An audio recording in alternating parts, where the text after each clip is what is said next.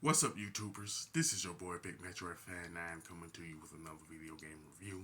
And in this review, I'm going to talk about the game Borderlands, the pre-sequel, which was originally released on the PC, PlayStation 3, and Xbox 360 by 2K Games and Gearbox Software. And it was also released under the compilation, the Borderlands The Handsome Edition for the PlayStation 4 and Xbox 360, and it was later ported to the Nintendo Switch as Borderlands The Legacy Collection, which pretty much consists of this game, Borderlands, the Gamer of the Year Edition, and Borderlands 2, the Game of the Year Edition. Two games, which I will later review at a later time. But as far as the plot goes for Borderlands, the pre-sequel, is that you have four aspiring vault hunters who are fighting alongside Handsome Jack, who pretty much become the main antagonist in other Borderlands titles. I would say specifically Borderlands 2 and stuff like that. You know what I'm saying? Now you can play as one of four characters: Athena the Gladiator, Wilhelm the Enforcer, Nitush. That's how you pronounce her name. But her name is the Lawgiver and Claptrap. And if you bought the two DLC characters, you go from 4 to 6, and the other two are Jack the Doppelganger and Aurora, the Baroness and stuff like that. And each character essentially have their own like weapons and skill sets and stuff like that. You know what I'm saying? Pretty much, for example, Nishta has is pretty much a sharpshooter, so her weapon of choice is going to be the sniper rifle off top. You know what I'm saying? And essentially, since Borderlands, the pre-sequel, like the other Borderlands games, is essentially a first-person shooter with the RPG element of leveling up. So, with the first part of that genre, it has a lot of weapons to it. As far as classes, you can find pistols, shotguns, SMGs, assault rifles, sniper rifles, and rocket launchers, and grenades and stuff like that. Now, Borderland, the pre-sequel, has pretty much 11 missions that you could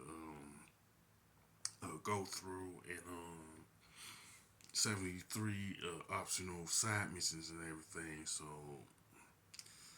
if you want, like to say, to make it a real challenge beating the game, you can opt not to play the optional side mission until you beat the game. But if you want to make it a little easier and stuff, you want to complete a certain number of the side missions, whether it's like 10 of them, 15 of them, whatever the case may be. You know what I'm saying?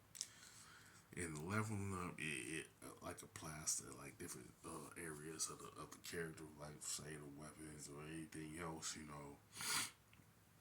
And pretty much other ways you can do it. Of course, like beating the game, defeating bosses, completing side missions, stuff like that.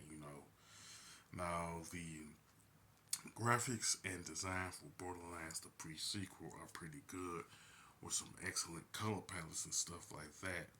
Now the controls and gameplay for the game are pretty good, especially since each of the characters that are in the game have their own like skill sets and weapons and stuff like that.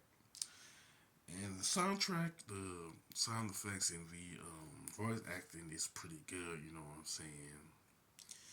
And it pretty much you can decide how long it take you to beat the game, depending on how many of the side missions you want to complete and stuff like that. So that's a good thing in my opinion. But it's kind of like there are some like side missions and everything that is harder than others. You know what I'm saying? So pretty much keep that in mind. You know what I'm saying? This one of my gripes with the game is that some missions are harder than the others, but it's not like worth harping over and everything. Now, in my opinion, Borderlands, the pre sequel, is a pretty good game, you know what I'm saying?